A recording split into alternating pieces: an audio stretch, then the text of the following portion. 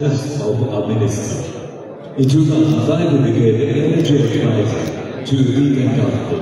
In all his roles, Dr. Mahendra has been and continues to be an uncompromising spokesman for the oppressed people of Bangladesh. I now have the privilege of requesting the guest of honor to please give address.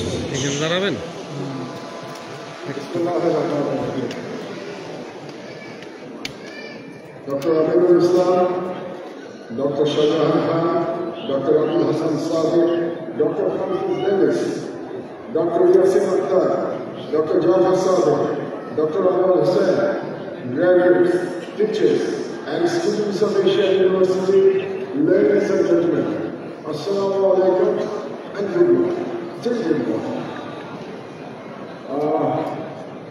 The chief guest of today's occasion has advised me to speak in Bengali. So I'll send my apology to Dr. Francis. I have to speak in Bengali as designed by the chief guest. So I'm sorry that you don't understand what I say, but I will read a copy of my English speech to you so you understand what I say, okay? তাহলে আমার বাংলা শুরু করি, তাই না? এখানে দাঁড়িয়ে আমার আজকে একটু নস্টালজিক লাগছে যখন আমরা আমার সামনে একটা তরুণ মুখগুলোকে দেখতে পাচ্ছি যারা আমাদের ভবিষ্যৎ প্রজন্ম। আমি একজন প্রাচীন মানুষ, আজ থেকে প্রায় 50 বছর আগে আমি তোমাদের জায়গায় ছিলাম। আমি যখন আমার হোস্টেল শেরবাংলা হল এটা ছাড়ছিলাম পলাশী থেকে, যেটা আমার বাড়ি ছিল 4 বছরের জন্য, এবং একটা মধ্যবিত্ত পরিবারের ছেলের কাছে যে সামান্য জিনিসপত্র থাকে সেগুলো নিয়ে আমি হল ছাড়ছিলাম। আমি নার্ভাস ছিলাম, আমি আনন্দিত ছিলাম, আমি উত্তেজিত ছিলাম। বছরটা হচ্ছে 1977, তারিখ ভুলে গিয়েছি এত আগে। খুব তাড়াতাড়ি আমার জীবন শুরু হয়ে গেল অ্যাসিস্ট্যান্ট ইঞ্জিনিয়ার হিসেবে ঘোড়াশাল সরকারখানা। তো যখন আমি ঘোড়াশাল সরকারখানা এই বিরাট বিরাট মেশিনের সামনে দাঁড়ালাম এবং ভয়ার্থ চিত্তে মনে করলাম যে আমার পরীক্ষা আসলে শেষ হয় নাই বিয়োগে, আমার পরীক্ষা আজ থেকে শুরু।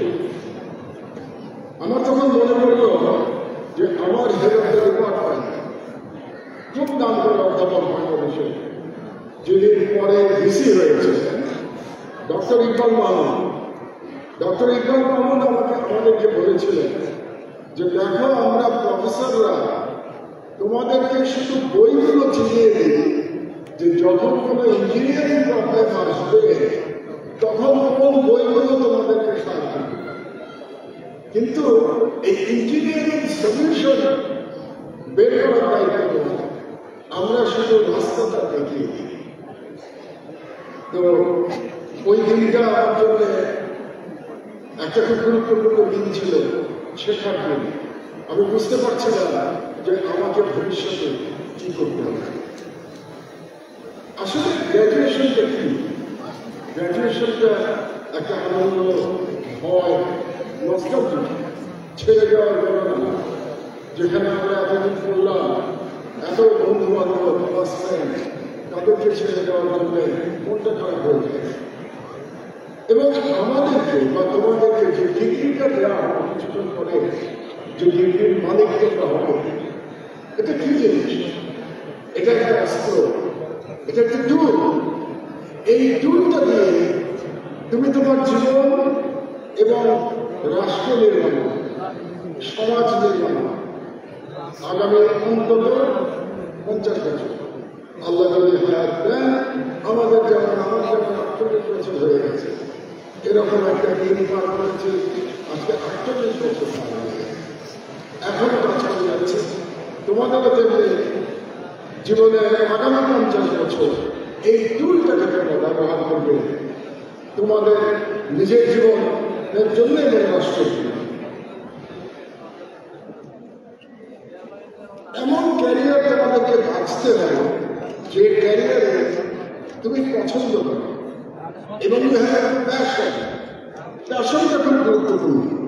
যদি তোমার কাজের মধ্যে প্যাশন না থাকে তাহলে খুব তাড়াতাড়ি তুমি বোর হয়ে বিরক্ত বোধ করবে এবং তখন সেই কাজে উন্নতি করা ডিফিকাল্ট হয়ে যায়। এবং চাকরি পরিবর্তন করতে ভয় পাবে, অনেকে আনসার্টেনিটিকে ভয় পায়। চাকরি পরিবর্তন করতে ভয় পাওয়ার কোনো কারণ নেই যদি সেই চাকরিটা ইফ ইউ হ্যাভ ইন্টারেস্ট, যদি ভালো লাগে। এবং তবে একটা কথা বলুন, যে প্রফেশনই তোমরা বেছে নাও না কেন সেই প্রফেশন অবশ্যই 100% ইন্টিগ্রিটি আর লয়াল হবে। শুধু ইন্টিগ্রিটি, প্রফেশনের প্রতি লয়াল হবে, এটা খুব গুরুত্বপূর্ণ। আমার এই যে লম্বা জীবন পার হয়ে গেছে সেখানে আমি অনেকগুলো প্রফেশন চেঞ্জ করেছি। আমি ইঞ্জিনিয়ারিং দিয়ে শুরু করেছি, তারপরে আইবিএ গেছি, কর্পোরেট জীবনে গেছি, সরকারে গেছি, লেখালেখিতে গেছি, তারপর সাংবাদিকতায় গেছি, তারপর আবার এই বয়সে আবার লেখাপড়ায় ফিরে গেছি এই প্রবীণ বয়সে। কিন্তু সব জায়গাতেই আমি লয়াল থাকার চেষ্টা করেছি এবং আমার কখনো মনে হয়নি যে আমি দুঃখ করি, আমি ডিসিশনের জন্য রিগ্রেট করি, এটা আমার কখনো মনে হয়। স্টিভ জব নাম শুনেছি, স্টিভ জব বলেছিলেন ডোন্ট সেটেল, সেটেল করতে মানা করেছিলেন before you find your perfect job. তো আমিও একই কথা বলি, ডোন্ট সেটেল, যে পারফেক্ট জব না পাওয়া পর্যন্ত you should struggle and try a new job. তবে এটা ঠিক, আজকের জগৎ অনেক কমপ্লেক্স হয়ে গেছে, অনেক কম্পিটিশন হয়ে গেছে, কিন্তু আমি মনে করি, বিশ্বাস করি যে আজকের এডুকেশন লেভেলে আমাদের যে উন্নত, কাজে your education level is enough to face the challenges of the present world. এবং আজকে জগতে মাল্টিপল চয়েস, এই যে ইয়াং ফেসগুলো আমি সামনে দেখছি, তার মধ্যে অনেকে বাংলাদেশ থেকে হয়তো চলে যাবে বিদেশে। আমি তাদেরকে একটা কথাই বলবো যে থ্রু ইউ, বিদেশের যে সমাজ তারা থ্রু ইউ বাংলাদেশকে দেখবে, বাংলাদেশের কালচার এবং বাংলাদেশ রাষ্ট্রটাকে দেখবে তোমাদের মধ্যে। You represent 180 million people of Bangladesh, এটা সবসময় মনে রাখতে হবে।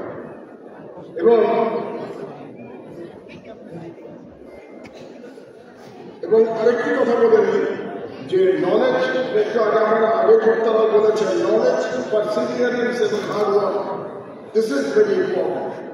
সব দেশের ইম্পর্টেন্ট, এলিয়েন ওয়ার্ল্ডে এটা আরো বেশি ইম্পর্টেন্ট। আর যারা বাংলাদেশের থেকে যাবে, they have no reason to display.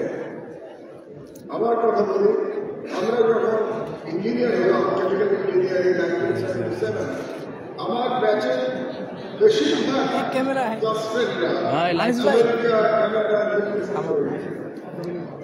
আমাদের মতো আনফর্চুনেট কিছু ব্যক্তি উইলিংলি আনউইলিংলি আমরা বাংলাদেশে থেকে দিয়েছিলাম, কিন্তু আমরা আমাদের যে এক্সিস্টিং অপরচুনিটি সেই সময় ছিল সেটা ব্যবহার করবার চেষ্টা করেছিলাম এবং আমাদের সময়টা ছিল গুরুত্বপূর্ণ।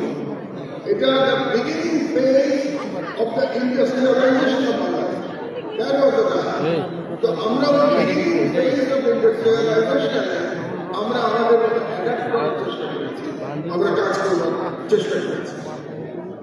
আমার মনে আছে আমার কর্মজীবনের প্রথম 4 বছরে আমি 5টা চাকরি করেছিলাম।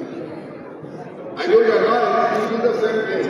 Probably I was very restless. কিন্তু আমি চেঞ্জ করছিলাম এই জন্যে যে মনে হচ্ছিল আমি মনের মতো কাজ চান্সটা পেতে পেতে 5 বার চাকরি বদলানো হয়ে গেছে। আমি অ্যাডভাইস দিতে পছন্দ করি না, এবং আমি জানি ইয়াং জেনারেশন আমাদের মতো প্রবীণদের কাছ থেকে অ্যাডভাইস দিতে পছন্দ করি। বা আমি একটা কথা বলতে চাই যে this is the time for bold initiative, and the July revolution has taught us. July রেভলিউশনে দেখিয়েছে যে কেমন করে বোল্ড ইনিশিয়েটিভ নিতে হয়। আমাদের দেশের ইয়াং জেনারেশন তারা বর্তমান সময়ের সব থেকে নটোরিয়াস একটা ফ্যাসিস্ট রেজিমকে তারা হটিয়ে দিয়েছে কোন রকম বিদেশি সহায়তা ছাড়া, শুধুমাত্র সাহস এবং তাদের জীবন এবং আল্লাহর এই তারা এই সময় কন্টেম্পোরারি ওয়ার্ল্ডের মোস্ট নটোরিয়াস গভর্নমেন্টকে তারা হটিয়ে দিয়েছে। এবং আমি বলবো, I will proudly say, you are doing it. So you can make a change. আবারও একটা বলি যে be honest with your conscience and maintain integrity in whatever profession you wish to pursue. তোমাদের জীবন চমৎকার জীবন, with all mystery and uncertainty will unfold এখন। এবং একটা কথা আমার বলে রাখি যে জীবনে কিন্তু ডিসঅ্যাপয়েন্টমেন্ট আছে, বাট ডিসঅ্যাপয়েন্টমেন্টের অর্থ এই না যে জীবন সেখানে ফেলে যায়। ডিসঅ্যাপয়েন্টমেন্টকে অতিক্রম করতে হবে, কারণ you don't know your capability until you try. So you have to know, you have to try to know your capability. President Barack Obama এরকম একটা কনভারসেশন স্পিচে স্ট্র্যাটেজির উপরে খুব জোর দিয়েছিলেন। তিনি বলেছিলেন যে কারেক্ট স্ট্র্যাটেজি অ্যান্ড প্যাশন, যে কথাটা একটু আগে বললাম।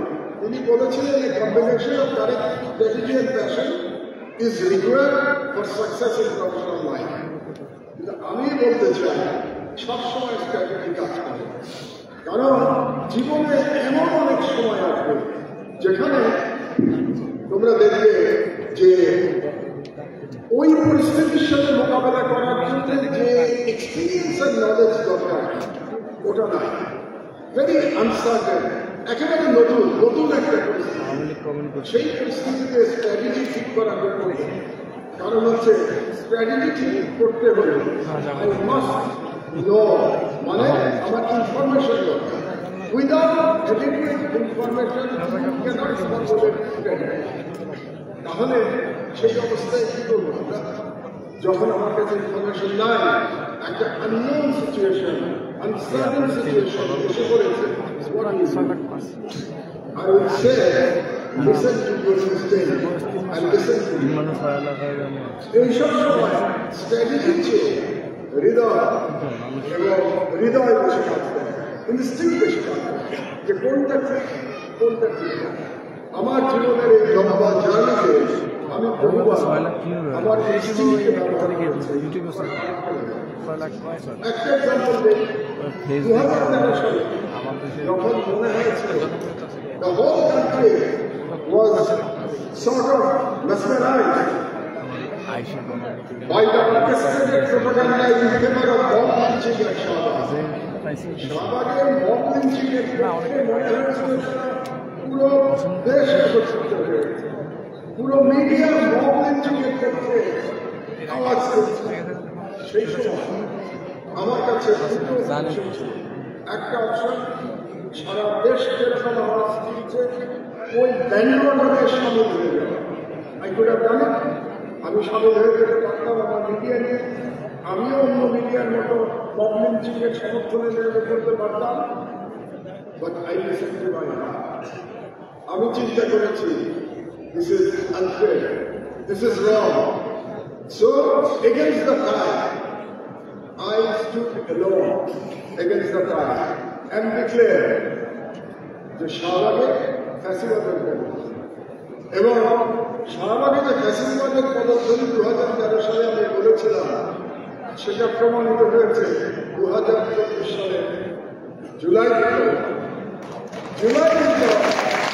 শাহবাগের ম্যানেজমেন্টকে পরাজিত করে, কিন্তু সেই পরাজিত করবার জন্য 11 বছর সময় লেগে, সেই পরাজিত করবার জন্য আমাকে অনেক সাফার করতে হয়েছে, আমাকে জেলে থাকতে হয়েছে, এক্সাইলে।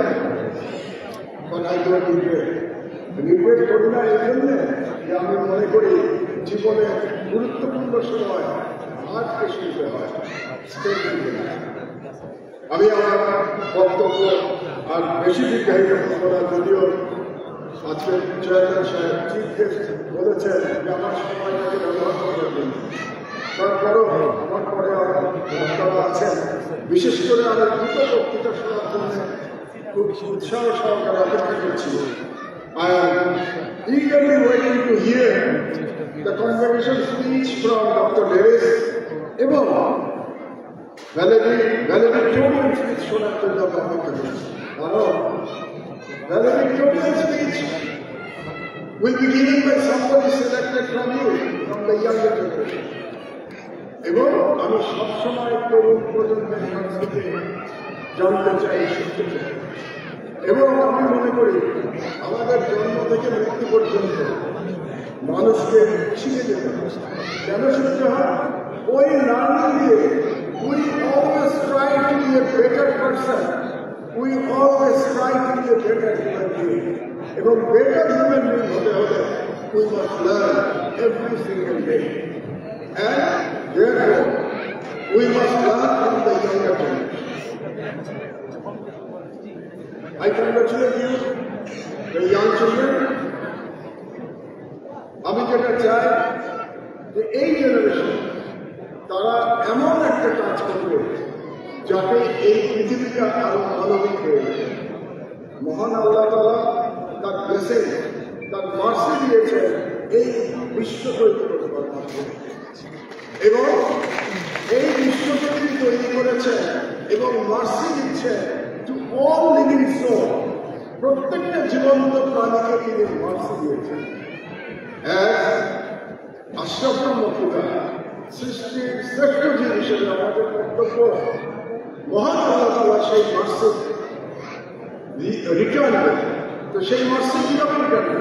সেই মার্সি আমরা রিটার্ন দেব আমাদের কাজের মাধ্যমে, যাতে আমরা এই পৃথিবীকে আরো মানবিক, আরো কম্প্যাশনেট আমরা যদি করে তুলতে পারি, তাহলে আমরা মনে করবো মহান আল্লাহ তাআলা যে আমাদেরকে যে দয়া করেছেন তার কিছুটা হলেও আমরা প্রতিদান দিতে পেরেছি।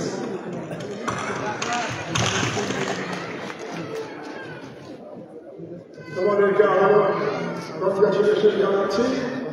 আজ থেকে সেই যে বলছিলাম না আমার বক্তব্যের শুরুতে, যে 48 বছর আগে ইউনিভার্সিটি ছেড়ে চলে যাওয়ার পরে প্রথম চাকরিতে যে মনে হয়েছিল যে পরীক্ষাটা আজ শুরু, পরীক্ষা বইয়ে শেষ হয় না।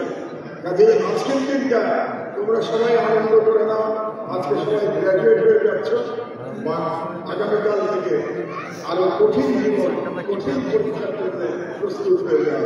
কিন্তু আমার আস্থা আছে বাংলাদেশের এই generation they will rise to the challenges and they will prove their maturity, inshallah. Allah Bangladesh. Thank you, Dr. Mahmoud, for all that anything else, your inspiration. Excellencies, ladies and gentlemen, our convocation speaker, Professor Francis T. Davis, is a professor of religion, communities, and public policy in the Department of Theology and Religion at the University of Birmingham, where he also serves as the director of the Edward Canterbury Center for Public Understanding of Religion.